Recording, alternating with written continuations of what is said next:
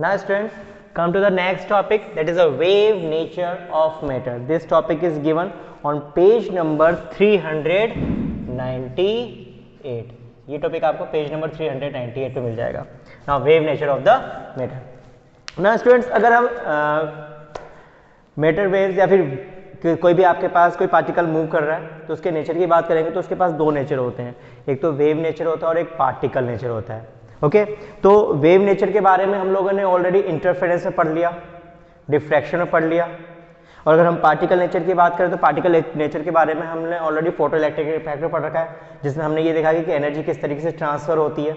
Okay यानी कोई भी ऑब्जेक्ट अगर मूव कर रहा है तो it may have the wave nature as well as the particle nature. मतलब उसके पास दोनों कैरेक्टरिस्टिक होगी, वेव कैरेक्टरिस्टिक भी होगी और पार्टिकल की भी कैरेक्टरिस्टिक होगी. ओके तो कहने का मतलब ये है कि अगर आप किसी ऑब्जेक्ट को या फिर कोई भी पार्टिकल मूव आउट कर रहा है तो एट अ टाइम उसके अंदर आपको वेव नेचर भी दिखाई देगा और पार्टिकल नेचर भी दिखाई देगा. यानी वो वेव की तरह भी मूव करेगी. वेव किस तरीके से मूव करती है, साइनसोइडल फॉर्म में या फिर वाइब्रेशनल फॉर्म में, या फिर उसका पार्टिकल नेचर भी दिखाई देगा. बट जब हम एक्सपेरिमेंट करते हैं इन चीज़ों को ऑब्जर्व करने के लिए तो आपको माइंड सेट करना पड़ेगा कि आप फिलहाल वेव नेचर देखना चाहते हैं या पार्टिकल नेचर देखना चाहते हैं. ओके अगर आप वेव नेचर देखना चाहते हैं तो उस टाइम आप वेव रिगार्डिंग एक्सपेरिमेंट करेंगे. अगर आप पार्टिकल नेचर देखना चाहते हैं तो आप पार्टिकल से रिलेटेड एक्सपेरिमेंट करेंगे. एक छोटा सा एग्जांपल लेते हैं. जैसे हमें मालूम है कि सन से आने वाली रेज जो होती हैं वो इलेक्ट्रोमैग्नेटिक वेव जो होती हैं वो वेव की फॉर्म में हमारी आईज तक पहुंचती है. Okay suppose this is the eye, ये मैं आई का this is that. Okay sunrays आ रही है यहाँ तक, तो यहाँ पे ये इलेक्ट्रोमैग्नेटिक वेव्स की फॉर्म में आ रही हैं. बट जब ये वेव्स हमारी आइज के रोड्स और कोन्स तक पहुंचती हैं तो इसका पार्टिकल नेचर होता है. इसका मतलब कि अब इन वेव्स के पास एनर्जी भी है. ओके तो वो एनर्जी कौन एब्जॉर्ब कर लेते हैं, आपके रोड्स एंड कोन्स. तो आपने यहाँ पे ऑब्जर्व किया कि कोई भी लाइट अगर इलेक्ट्रोमैग्नेटिक वेव सन से आ रही है तो वो अपना वेव नेचर भी शो कर रही है और पार्टिकल नेचर भी शो कर रही है. ओके ना यानी ये भी समझ में आ गई कि अगर आपके पास कोई भी पार्टिकल मूव कर रहा है तो it may have the wave nature as well as the particle nature. But इसका मतलब यही नहीं कि अगर कोई पार्टिकल सिर्फ मूव कर रहा है और हम बोलेंगे नहीं अगर ये मूव कर रहा है तो इसके पास वेव नेचर नहीं होगा. नो अभी हमने थोड़ी देर पहले पढ़ा कि कोई भी चीज अगर मूव कर रही है कोई भी पार्टिकल मूव कर रहा है तो उसके पास वेव नेचर भी होगा. नाउ पार्टिकल में आपके इलेक्ट्रॉन्स भी हो सकते हैं, प्रोटॉन्स भी हो सकते हैं, मैक्रोस्कोपिक साइज के भी पार्टिकल्स हो सकते हैं. बट मैक्रोस्कोपिक साइज के जो पार्टिकल होंगे उसका वेव नेचर इजीली हमें आइडेंटिफाई नहीं हो पाएगा. मतलब उसका भी अपना कुछ ना कुछ वेवलेंथ होगा बट उसका वेव नेचर हम इजीली आइडेंटिफाई नहीं कर पाएंगे.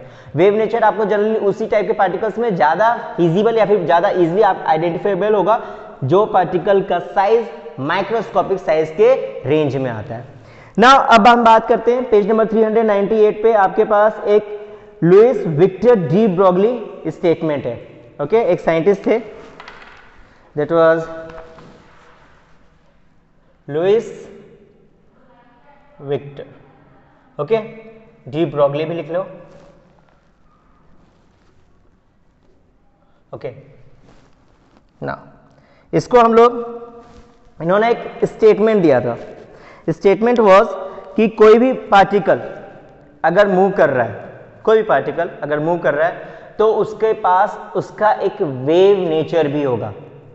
ओके कोई पार्टिकल अगर मूव कर रहा है तो उसके पास उसका खुद का एक वेव नेचर भी होगा. बट कंडीशंस अलग अलग हो सकती हैं. किसी सुइटेबल कंडीशन पे अगर कोई पार्टिकल मूव कर रहा है तो उसका पास अपना खुद का एक वेव नेचर होगा. ओके अब जैसे हम बात करते हैं कि रेडिएशंस मूव कर रहे हैं या फिर रेडिएशंस की बात करते हैं तो रेडिएशंस के पास दो नेचर होते हैं, एक तो आपका वेव और एक पार्टिकल नेचर. अगर हम बात करें रेडिएशंस की तो रेडिएशन के पास दो नेचर होंगे, एक तो वेव नेचर होगा और एक पार्टिकल नेचर होगा. इसका मतलब कि कोई भी रेडिएशंस अगर मूव कर रहे हैं तो वो सिर्फ पार्टिकल की फॉर्म में मूव नहीं करेगा बल्कि अपनी एक वेव प्रॉपर्टी भी मेंटेन करके रखेगा. अब इसका थोड़ा सा उल्टा सोचते हैं. ये तो हमने बात की थी रेडिएशंस की. इट मींस अगर आपके पास कोई भी पार्टिकल है और वो मूव कर रहा है तो क्या वो पार्टिकल वेव नेचर रखेगा? अभी तो हमने बोला हाँ रखेगा. अगर कोई भी पार्टिकल मूव कर रहा है रेडिएशंस के केस में तो उसके पास दोनों नेचर होते हैं, wave nature as well as particle nature. But अगर हम बात करते हैं सिंपली किसी पार्टिकल की, किसी भी ऑब्जेक्ट की, वो मूव कर रहा है तो क्या उस ऑब्जेक्ट के ऊपर वेव नेचर अप्लाई होगा या फिर वो ऑब्जेक्ट वेव की फॉर्म में मूव करेगा? ऑफ कोर्स मूव करेगा. ओके, क्योंकि ऐसा नहीं हो सकता कि नेचर ने कुछ लॉज किसी पर्टिकुलर पार्टिकल्स के लिए अप्लाई किए और कुछ लॉज उस पार्टिकल के लिए एप्लीकेबल नहीं है। अगर नेचर कोई लॉज अप्लाई करती है तो सारे के सारे पार्टिकल्स पे इक्वली अप्लाई करेगी। वो बात अलग है कि किसी किसी पार्टिकल पे हमें वेव फिनोमिना ज़्यादा देखने को मिलेगा उसकी साइज की वजह से और उसकी मास की वजह से, और किसी किसी पार्टिकल पे हमें उसकी वेव फिनोमिना कम देखने को मिलेगा, लेकिन वेव नेचर देखने को तो मिलेगा। तो ये आपके डी ब्रोगली हाइपोथेसिस में आता है। अगर क्वेश्चन आता है कि what is the de Broglie hypothesis, तो इसमें आप ये बोलेंगे कि कोई भी रेडिएशन या फिर कोई भी पार्टिकल में आपके इलेक्ट्रॉन और प्रोटॉन कुछ भी आ सकते हैं, इवन मैक्रोस्कोपिक साइज के पार्टिकल्स आ सकते हैं। अगर ये मूव कर रहेगा तो ये स्ट्रेट लाइन में मूव करने के साथ साथ अपना एक वेव नेचर भी रखेगा ना। अब हम बात करते हैं मैटर वेव्स की। अगर मैटर वेव्स की बात करी जाए तो आपने ये तो समझ लिया कि रेडिएशन में हमारे को जो वेव्स मिल रही हैं उनको हम मैटर वेव्स बोल रहे हैं। अब अगर कोई भी पार्टिकल मूव करता है तो आपने जूनियर क्लासेस में अपने पढ़ रखा होगा कि कोई भी मोशन होता है अगर वेव की फॉर्म में जा रहा है तो वहां पे उसकी मोशन दो टाइप से हम डिफाइन कर सकते हैं। ओके, या तो वहां पे लॉन्गिट्यूडनल मोशन या फिर लॉन्गिट्यूडनल वेव्स बन रही होंगी या फिर ट्रांसवर्स वेव बन रही होंगी। अब लॉन्गिट्यूडनल और ट्रांसवर्स वेव बनाने के पीछे पार्टिकल्स का वाइब्रेट होना जरूरी होता है। लॉन्गिट्यूडनल और ट्रांसवर्स वेव तभी बनेंगे जब पार्टिकल्स वाइब्रेट करेंगे, लेकिन अगर हम इलेक्ट्रोमैग्नेटिक वेव्स की बात करें तो यहाँ पे ऐसा कोई भी वाइब्रेशन नहीं होता है। इट मीन्स यहाँ पे वेव्स बन रही हैं बट वो वेव्स उन वेव्स की तरह नहीं है जो हमने प्रीवियस क्लासेस में पढ़ रखा था, जैसा कि लॉन्गिट्यूडनल वेव और ट्रांसवर्स वेव होती है उस तरीके की वेव्स जनरेट नहीं हो रही। मैटर वेव्स हैं बट लॉन्गिट्यूडनल और ट्रांसवर्स वेव्स की कैटेगरी में नहीं है। चलो हम दूसरी वेव्स की बात करते हैं। हमें ये भी मालूम है कि अगर कोई चार्ज पार्टिकल या फिर इलेक्ट्रॉन की बात कर लेते हैं, इलेक्ट्रॉन अगर मूव कर रहा है या फिर एक्सेलरेट हो रहा है तो उसकी वजह से इलेक्ट्रिक और मैग्नेटिक फील्ड जनरेट होगी, और इलेक्ट्रिक और मैग्नेटिक फील्ड जनरेट होने की वजह से वहां पे एक वेव फिनोमिना हमें देखने को मिलेगा। क्या यही फिनोमिना हमारे यहाँ पे भी एप्लीकेबल है मैटर वेव के केस में? नहीं। मैटर वेव के केस में डी ब्रोगली ने कुछ भी ऐसा स्टेटमेंट नहीं दिया था जिसमें यह मेंशन किया था कि हमारे पास जो पार्टिकल है वो चार्ज पार्टिकल होना कंपलसरी है, या तो इलेक्ट्रॉन हो या प्रोटॉन, ऐसा कोई कंपल्शन नहीं। उन्होंने बस बोला था कि कोई भी पार्टिकल या फिर कोई भी ऑब्जेक्ट है, either it will be a charge particle और नॉट। तो यहाँ पे हमारे पास इलेक्ट्रोमैग्नेटिक वेव्स बन तो रही थी बट किसकी वजह से? इलेक्ट्रॉन के या फिर किसी भी चार्ज पार्टिकल के एक्सेलरेट होने की वजह से, तब वहां पे इलेक्ट्रोमैग्नेटिक वेव्स बन रही थी। बट हमें मैटर वेव्स के बारे में मालूम है तो अगर चार्ज पार्टिकल नहीं भी होगा क्योंकि न्यूट्रल पार्टिकल है तब भी मैटर वेव्स बन रही हैं। तो यहाँ पे ये भी फिनोमिना में थोड़ा रॉन्ग हो गया। तो यहाँ पे जो मैटर वेव्स की हम जिनकी बात कर रहे हैं, ये मैटर वेव्स को आप एग्जैक्टली इलेक्ट्रोमैग्नेटिक वेव से रिलेट मत कर देना कि इलेक्ट्रोमैग्नेटिक वेव्स तो चार्ज पार्टिकल की वजह से बन रही थी तो मैटर वेव्स ही चार्ज पार्टिकल की वजह से बन रही है। नो। या फिर इन मैटर वेव्स को लॉन्गिट्यूडनल और ट्रांसवर्स वेव से रिलेट मत कर देना कि यहाँ पे वाइब्रेशंस हो रहे हैं दैट्स व्हाई मैटर वेव्स बन रही है। नो, मैटर वेव्स के पीछे एक अलग ही लॉजिक है। तो ये सारी बातें आपको सेम पेज नंबर 398 पे मिल जाएगी। नाउ अगर हम किसी भी पार्टिकल की बात करें, suppose this is the particle right now, ये यहां पर है, तो इस पार्टिकल के सराउंडिंग में इस तरीके से वेव बन रही होंगी। ओके, यानी कोई भी पार्टिकल अगर मूव कर रहा है, मैं मैटर वेव की बात कर रहा हूं, कोई भी पार्टिकल कोई भी ऑब्जेक्ट अगर मूव कर रहा है तो अपने साथ या फिर अपने एसोसिएशन में एक मैटर वेव भी जनरेट करेगा जो इसके साथ ही चलेगा। पार्टिकल मूव कर रहा है, इसके साथ ही इसकी एक मैटर वेव भी मूव करती रहेगी। Okay, now class, so the next one we will come to the mathematical part जिसमें हम लोग डी ब्रोगली वेवलेंथ के बारे में पढ़ेंगे। नाउ डी ब्रोगली वेवलेंथ जो कि आपके पेज नंबर 398 पे ही गिवन है, इसमें आपके पास एक इक्वेशन है। इक्वेशन है lambda equals to h upon p। The equation is lambda equals to h upon p। अब लैम्डा क्या है? This is the wavelength, h Planck constant, p momentum. अब डी ब्रोगली सर ने एक इक्वेशन डिराइव की थी जिस इक्वेशन में हमें एक रिलेशनशिप मिला था। रिलेशनशिप किस किस के बीच में? वेवलेंथ और वेलोसिटी के बीच में। यानी अगर कोई भी पार्टिकल कोई भी ऑब्जेक्ट अगर मूव कर रहा है तो उस पार्टिकल का अपना एक वेव नेचर होगा। अगर वेव नेचर होगा, अगर उस पार्टिकल का अपना कोई वेव नेचर है तो इसका मतलब इसके पास अपना एक वेवलेंथ होगा। ये बात समझ में आ रही है? और अगर पार्टिकल मूव कर रहा है, पार्टिकल सिंपली मूव कर रहा है तो उसकी अपनी कुछ ना कुछ वेलोसिटी होगी। यानी अगर मैं किसी पार्टिकल को स्ट्रेट इस तरीके से थ्रो कर रहा हूं तो ये मत समझना कि ये पार्टिकल स्ट्रेट ही जाएगा, इस पार्टिकल का अपना एक वेव नेचर भी होगा, और अगर वेव नेचर है तो उस पार्टिकल का अपना कोई ना कोई वेवलेंथ होगा। आई बात समझ में? और अगर वो उस पार्टिकल को हम सिंपली थ्रो करते तो वो कुछ ना कुछ वेलोसिटी के साथ जा रहा होगा, यानी उस पार्टिकल के पास अपनी वेलोसिटी भी होगी। तो डी ब्रोगली सर ने इस पार्टिकल की वेलोसिटी और उस पार्टिकल के वेवलेंथ को कंबाइन करके एक रिलेशन जनरेट किया। वो रिलेशन था lambda equals to h upon p, where h is the Planck constant, p is the momentum. इसको आप इस तरीके से भी लिख सकते हैं, lambda equals to h upon m into v, where m is the mass of an object and v is the velocity of an object. अच्छा चलो इस पे कुछ केसेस हम डिस्कस करते हैं। सपोज करो बच्चों, अगर मैं यहाँ पे ये बोलूं कि वेलोसिटी मैंने जीरो कर दी, अगर कोई ऑब्जेक्ट है जिसकी वेलोसिटी मैंने जीरो कर दी, या फिर उसको जब मैंने थ्रो किया, या फिर एक ऐसी सिचुएशन आ गई जब मैंने ऑब्जेक्ट को थ्रो किया तो एक केस के बाद उसकी वेलोसिटी जीरो हो रही है, मतलब उसकी वेलोसिटी रिटार्ड हो रही है। तो जब उसकी वेलोसिटी जीरो होगी तब उसकी वेवलेंथ क्या होगी, देख सकते हो आप लोग। अगर वेलोसिटी जीरो हो जाएगी तो वेवलेंथ कितनी हो जाएगी, infinite. Okay, at the same time अगर कोई ऑब्जेक्ट है जिसको मैं इनफाइनाइट वेलोसिटी से थ्रो कर रहा हूँ, बहुत हाई वेलोसिटी से थ्रो कर रहा हूँ, तब उसकी वेवलेंथ कितनी हो जाएगी बच्चों, दैट इज जीरो। तो इन दोनों ही केसेस में पहले तो हम इसकी बात करते हैं कि वेवलेंथ इनफाइनाइट है। वेवलेंथ इनफाइनाइट है इसका मतलब कि आपको यहां पे एक स्ट्रेट लाइन ही मिलेगा। अच्छा सपोज करो this is the way, okay. अगर मैं बोलता हूं बच्चों इसकी वेवलेंथ इंक्रीज करनी है तो what you will do, sir ये इंक्रीज कर दी हमने वेवलेंथ। मैं बोलता हूं बच्चों और भी इंक्रीज करनी है, फिर आप क्या करोगे, सर ये हमने और भी इंक्रीज कर दी। मैं बोलता हूं बेटा इसको इनफाइनाइट तक इंक्रीज करनी है, तो आपको क्या लगेगा कि सर ये जो लाइन है जो कर्व पार्ट में आ रही है ये मुझे इनफाइनाइट तक अगर इंक्रीज करूंगा तो ये स्ट्रेट लाइन की तरह मिलेगी। यानी अगर किसी भी वेव की वेवलेंथ इनफाइनाइट है, अगर किसी भी वेव की वेवलेंथ इनफाइनाइट है तो उसका जो पैटर्न है जो हमें दिखाई देगा वो एक स्ट्रेट लाइन की तरह दिखाई देगा, वो वेव की तरह दिखाई नहीं देगा। ओके, तो ये तो समझ में आ गया कि यहां पे आपको स्ट्रेट लाइन जैसा पैटर्न मिलेगा। एट द सेम टाइम अगर वेवलेंथ जीरो है, इसका मतलब कि वेव कैसे आ रही है बच्चों, देखो इस तरीके से बनाते हैं। वेव बन तो रही है बट उसका वेवलेंथ जीरो है, मतलब वो आपको एक स्ट्रेट लाइन की तरह ही दिखाई देगा। तो इस केस में भी आपको क्या दिखाई देगा, स्ट्रेट लाइन।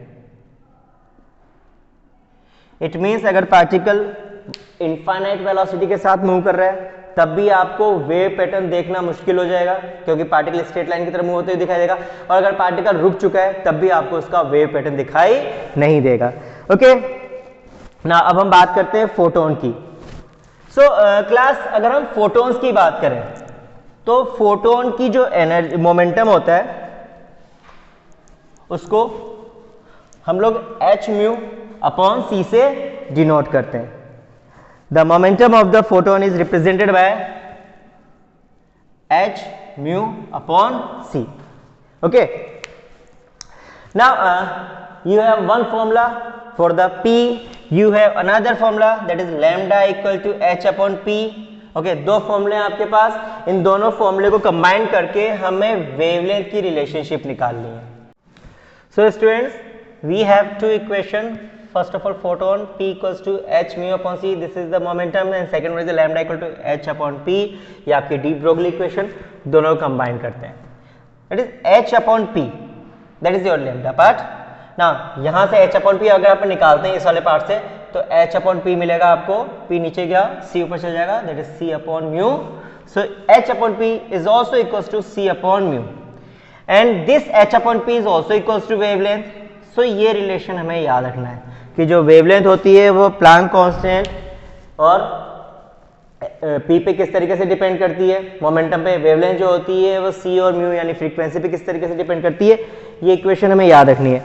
नाउ स्टूडेंट, अगर हम इस इक्वेशन में सपोज करो यहाँ पे अगर मैं p की बात करूं और वैल्यू पुट कर दूं तो it will be h upon m v equals to c upon mu equals to lambda. अगर हम इस इक्वेशन में वैल्यूज पुट करते हैं h की, m की, v की, तो आपको जो वेवलेंथ मिलेगी ये बहुत छोटे साइज की मिलेगी, बहुत ही कम वैल्यू की मिलेगी। यानी आप ये कह सकते हैं कि आपके पास अगर कोई भी पार्टिकल है, देखो इसको इस तरीके से समझते हैं अपन, देखो lambda equal to h upon mv, अगर मास किसी पार्टिकल का बहुत ज्यादा है, ओके, तो उसकी वेवलेंथ क्या हो जाएगी, यहां से देख के बताओ, lambda equal to H upon M V. अगर किसी पार्टिकल का मास बहुत ज्यादा है तो उसकी वेवलेंथ क्या होगी बच्चों, रिड्यूस होगी। और मास अगर बहुत ही छोटा तो वेवलेंथ क्या मिलेगी, हमें ज्यादा मिलेगी। यानी वेवलेंथ जब रिड्यूस होगी तो इस तरीके से मिलेगी आपको बताया था थोड़ी देर पहले, तो आपको स्ट्रेट लाइन की तरह लगेगा। यानी अगर आपके पास कोई भी मैक्रोस्कोपिक साइज का पार्टिकल है, किस साइज का, मैक्रोस्कोपिक, बड़े साइज का पार्टिकल है, इसका मास ज्यादा है, तो वो वेव नेचर उतना शो नहीं करेगा जितना माइक्रोस्कोपिक साइज का पार्टिकल शो कर देगा। मैक्रोस्कोपिक साइज का पार्टिकल वेव नेचर उतना शो नहीं करेगा, क्यों, क्योंकि मैक्रोस्कोपिक साइज के पार्टिकल का मास ज्यादा है, मास ज्यादा है तो वेवलेंथ कम मिलेगी, वेवलेंथ कम मिलेगी तो वो आपको स्ट्रेट लाइन की तरह दिखाई देगा। और वहीं पर अगर माइक्रोस्कोपिक साइज का पार्टिकल है जिसका मास कम है, तो मास कम है तो यहाँ पे एक स्टैंडर्ड वेवलेंथ मिल जाएगी, जिसका वेवलेंथ हमारे लिए फिजिबल भी होगा। ओके, तो यहाँ पे वेव नेचर देखने के लिए एक कंपलसरी क्राइटेरिया है कि आपके पास पार्टिकल की साइज या फिर पार्टिकल का मास बहुत कम होना चाहिए, वो इलेक्ट्रॉन और प्रोटॉन की रेंज में होना चाहिए, तब आपको अच्छा खासा एक वेव पैटर्न देखने को मिलेगा ना। अब हम सिर्फ इलेक्ट्रॉन को कंसीडर करते हैं। ओके, ये तो हमने सिंपल अपने पार्टिकल की बात की थी, पार्टिकल में आपके प्रोटॉन भी आ गए, इलेक्ट्रॉन भी आ गए, अदर पार्टिकल भी आ गए जिसका कोई ना कोई मास होगा। अब हम सिर्फ इलेक्ट्रॉन की बात करते हैं थोड़ी देर के लिए। So consider an electron, consider an electron. Okay, so अगर हम काइनेटिक एनर्जी की बात करें तो काइनेटिक एनर्जी का फॉर्मूला होता है, okay, in the terms of E and V, this is EV, और एक दूसरा फॉर्मूला हाफ mv²। ओके, ये फॉर्मूले से तो फैमिलियर ही हो गए, that is formula of the kinetic energy. Now what we have to do, we have to multiply this equation by m और m से ही डिवाइड कर देना है, तो आपको क्या मिलेगा, half m² v² upon m। Now mv equals to p, so m² v² equals to p², so it will be half p² upon m, that is equals to the kinetic energy, जिसको मैं k से denote कर रहा हूं। Okay, ना अब यहां से मोमेंटम निकालते हैं, तो मोमेंटम इक्वल्स टू, या फिर you can say p² equals to 2mk, so p equals to √2mk। या आपने मोमेंटम का फॉर्मूला निकाल दिया, बट किसके लिए, इलेक्ट्रॉन के लिए। अब आपके पास लैम्डा की भी इक्वेशन मालूम है, that is lambda equals to h upon p।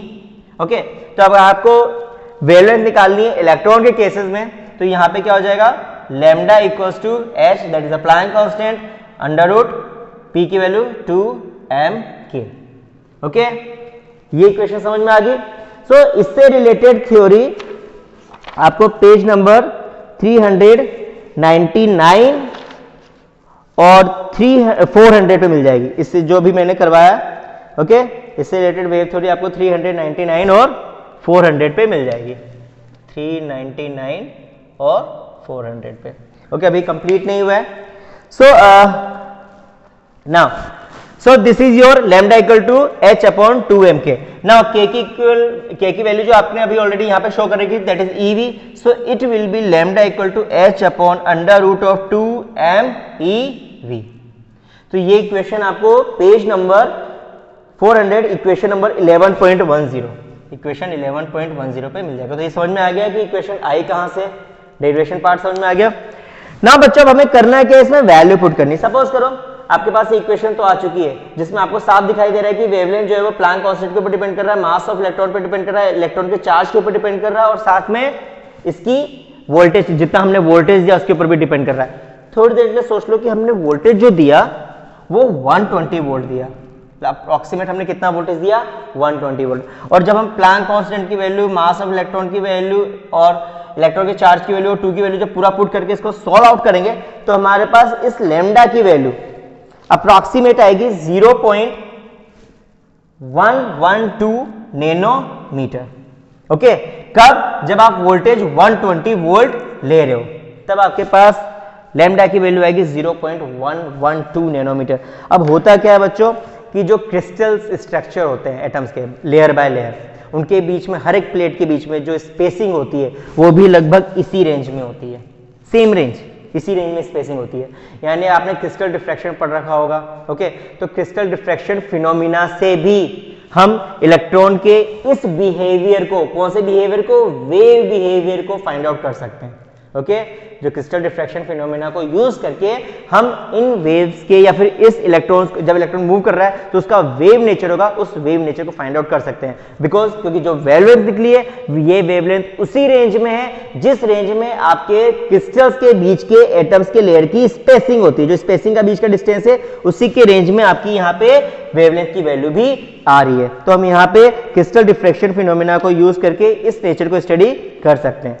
Now the next topic जो कि आपको सेम पेज में मिलेगा, दैट इज अनसर्टेनिटी प्रिंसिपल, और यू कैन से Heisenberg uncertainty principal. Now the topic is Heisenberg uncertainty principal. ये भी टॉपिक आपको सेम पेज नंबर 400 पे ही मिलेगा।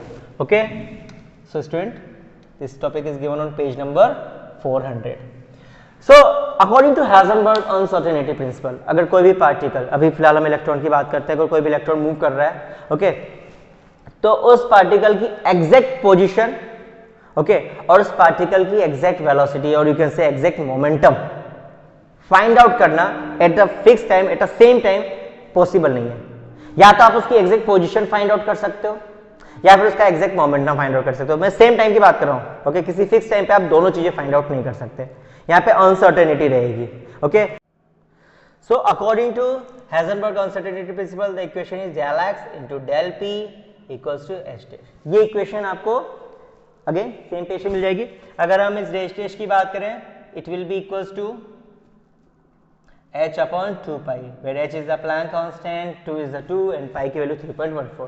ये वैल्यू डाल के आप यहाँ पे del x और del p के बीच में रिलेशन देख सकते हैं। यानी अगर del x की बात की जाए तो del x is the uncertain value of the position or you can say the change in the value of the position, del p is the uncertain in the value of the momentum or you can say the change in the value of the momentum। So del x into del p gives h dash or this is equals to h upon 2 pi।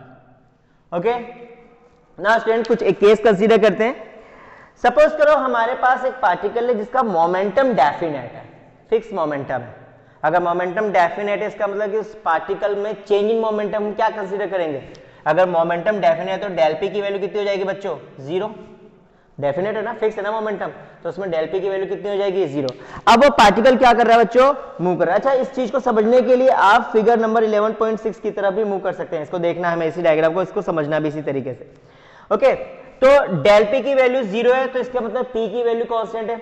अब P की value constant है तो हमने एक relation find out किया था या फिर डी ब्रोगली इक्वेशन थी lambda equal to H upon P. अब पी की वैल्यू कांस्टेंट है okay, del P equal to zero means P is constant, P is constant means lambda की वैल्यू भी कोई ना कोई फिक्स आएगी। लैम्डा की वैल्यू भी क्या आएगी बच्चों, फिक्स आएगी यानी कांस्टेंट आएगी। यानी अब जो हमारे पास वेव या पार्टिकल जो मूव कर रहा है उस पार्टिकल में अगर डेल पी की वैल्यू मैं जीरो कंसीडर कर रहा हूं यानी मोमेंटम को मैं डेफिनेट मान रहा हूं तो उस पार्टिकल का जो वेव बनेगा उस वेव की भी अपनी एक कोई ना कोई वेवलेंथ होगी और वो भी क्या होगी बच्चों, फिक्स होगी। तो सपोज करो पार्टिकल का वेव कुछ इस तरीके से बन रहा है। अब इस पोजीशन पे ओके अगर वेव इस तरीके से बन रही तो पार्टिकल कहीं भी लाई कर सकता है, यहां भी लाई कर सकता है, यहां भी लाई कर सकता है, आगे भी लाई कर सकता है। तो अगर मैं बात करता हूं कि पार्टिकल की पोजीशन की रेंज क्या होगी यानी पार्टिकल इस पूरी वेव में कहां पे लाई करेगा, तो वी कैन से कि इनफाइनाइट रेंज है बेटा इसकी, इनफाइनाइट पोजीशन तक पार्टिकल लाई कर सकता है। यानी यहां पे डेल एक्स की वैल्यू बड़ी अनसर्टेन हो जाएगी, यानी फिक्स नहीं है कि एक्स की वैल्यू या पोजीशन यहीं पर हो, पोजीशन यहां भी हो सकती है, पोजीशन यहां भी हो सकती है, पोजीशन यहां भी, पोजीशन यानी इतनी अनसर्टेनिटी है। तो you can say that del X equals to infinite okay. यानी अगर हमारे पास डेल पी की वैल्यू जीरो कर रहे हैं तो आपके पास जो वेव बन रही है उस वेव की रेंज तो इनफाइनाइट बन गई जहां पे पार्टिकल कहीं भी लाई कर सकता है। तो डेल एक्स की वैल्यू क्या हो जाएगी बच्चों, इनफाइनाइट। अब हम मैथमेटिकली भी इस चीज को देख लेते हैं। अगर आप डेल पी की वैल्यू यहां पे जीरो पुट कर रहे हो तो del X equals to h upon 2 pi और यहाँ पे डेल पी की वैल्यू जीरो, तो ये रिजल्ट क्या देगा, इनफाइनाइट, यानी डेल एक्स की वैल्यू इनफाइनाइट आ रही है। तो यहाँ से हमारे को एक अनसर्टेनिटी प्रिंसिपल भी समझ में आ गया। चलो ठीक है, यहाँ तो हमने किसी सिंपल पार्टिकल की बात की थी, लेकिन अगर हम इलेक्ट्रॉन्स की बात करते हैं, इलेक्ट्रॉन के केस में उनके पास जो पैकेट्स होते हैं एनर्जी के वो फिक्स रेंज के होते हैं। ऐसा नहीं कि उनके पैकेट्स में इतनी कैपेसिटी होती है कि वो इनफाइनाइट लेंथ तक एक वेव पैटर्न फॉर्म कर सके, उनकी भी अपनी एक फिक्स एनर्जी होगी। तो यहाँ पे जब हम इलेक्ट्रॉन की बात करेंगे, matter wave associated with the electron, तो उसके अंदर जब वेव्स की बनेगी वो वेव थोड़ी बहुत वेरी करते हुए बनेगी। वेरी कैसे करेगी कि सपोज करो अगर पार्टिकल यहां पर है तो इस केस में यहाँ पे बनने वाली वेव तो हाई एम्पलीट्यूड की होगी, लेकिन इससे जैसे जैसे हम दूर जाएंगे तो इसका एम्पलीट्यूड क्या होता जाएगा, डिक्रीज होता जाएगा, क्योंकि इस वेव पैकेट जिसकी वजह से या फिर इस इलेक्ट्रॉन की वजह से जिसकी वजह से आपकी एनर्जी बन रही है या फिर एनर्जी की वजह से जिसकी वजह से वेव्स बन रही है, ये सिर्फ यहाँ पे फोकस कर पाएगी। जैसे जैसे हम आगे जाएंगे इसकी एनर्जी रिड्यूस हो जाएगी, क्योंकि अगर हम पैकेट की बात करें, एनर्जी पैकेट्स की बात करें, इनकी भी तो अपनी एक रेंज है, ये भी तो वहीं तक इफेक्टिव होंगी जहां तक इनकी रेंज जा रही है, तो ये इनफाइनाइट लेंथ तक वेव प्रोड्यूस नहीं कर पाएंगी अगर मैं सिर्फ वेव पैकेट्स की या फिर एनर्जी पैकेट्स की बात करता हूं तो।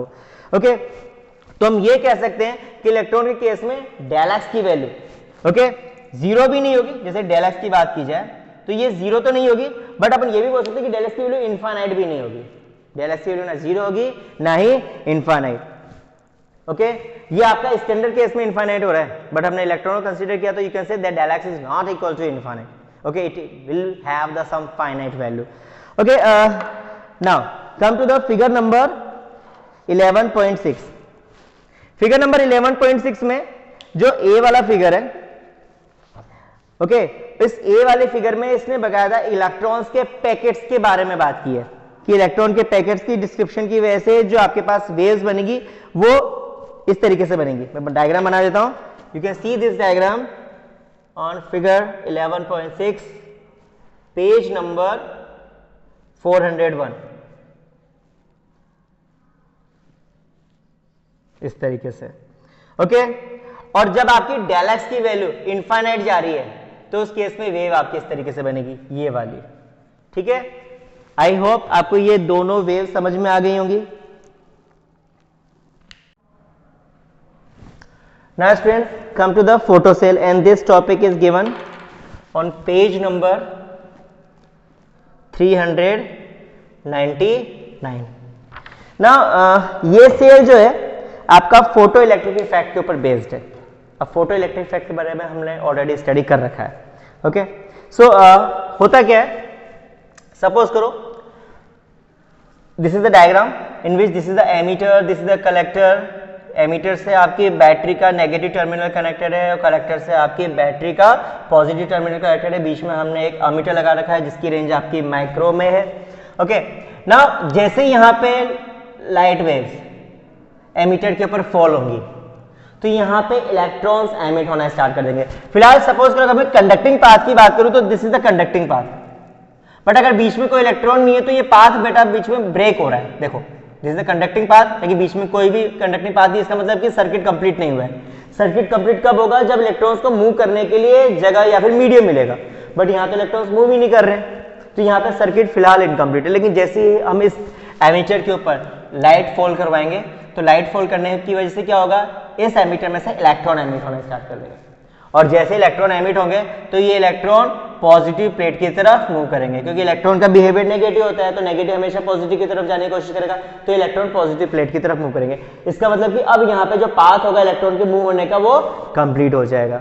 ओके, और जैसे इलेक्ट्रॉन के मूव होने का पाथ कंप्लीट हो जाएगा तो ये सर्किट भी क्या हो जाएगा बच्चों, कंप्लीट।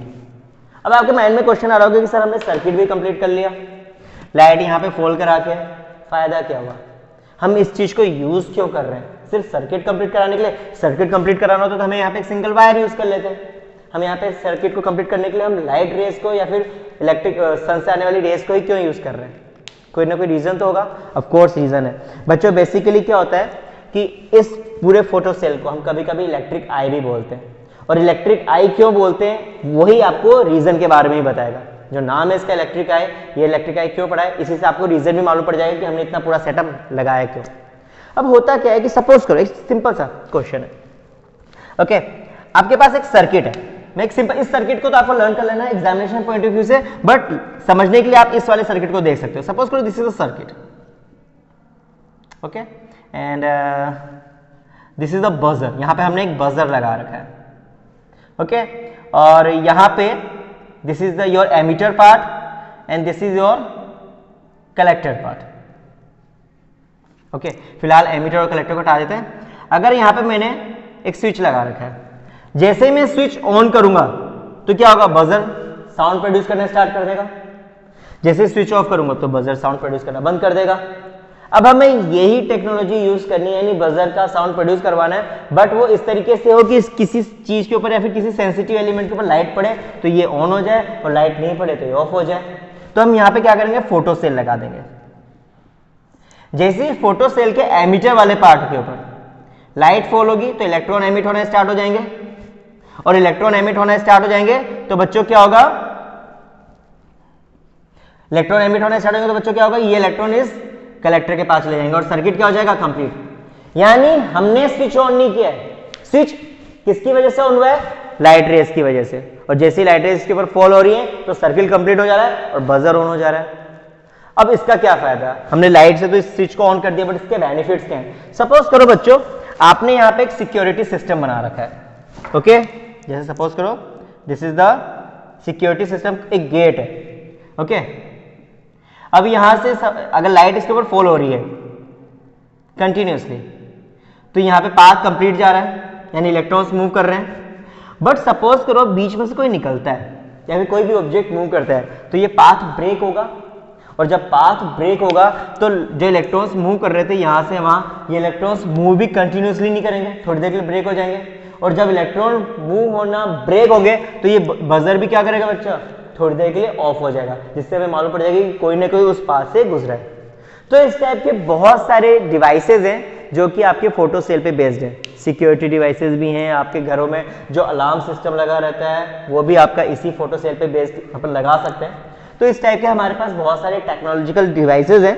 फॉर एग्जांपल आपको अगर इन डिवाइसेस के बारे में जानना है तो पेज नंबर 399 पे first, second, third, fourth paragraph से आपको इन डिवाइसेस की डिटेल मिल जाएगी। नाउ एक और चीज, हम चाहें तो इन फोटो सेल से लाइट की इंटेंसिटी को भी कैलकुलेट कर सकते हैं। अगर लाइट हाई इंटेंसिटी की फॉल हो रही है किसके ऊपर, एमिटर के ऊपर, तो यहाँ पे इलेक्ट्रॉन्स भी ज्यादा एमिट होंगे, इलेक्ट्रॉन्स ज्यादा एमिट होंगे तो जो करंट यहाँ पे प्रोड्यूस हो रहा है ये करंट भी ज्यादा मिलेगा। अगर लाइट की इंटेंसिटी हमने लो कर दी तो इलेक्ट्रॉन जो यहाँ से एमिट हो रहे हैं वो भी कम होंगे। जब इलेक्ट्रॉन्स कम एमिट होंगे तो यहाँ से प्रोड्यूस होने वाले या फिर यहाँ से फ्लो होने वाले जो करंट की वैल्यू है वो भी बच्चों क्या हो जाएगी, डिक्रीज हो जाएगी। तो आई होप आपको फोटो सेल के बारे में समझ में आ गया होगा। So students, this chapter has been completed from my side. If you have any doubt regarding this chapter, you can share your doubt in the live session. Till then, be happy, be safe and do practice.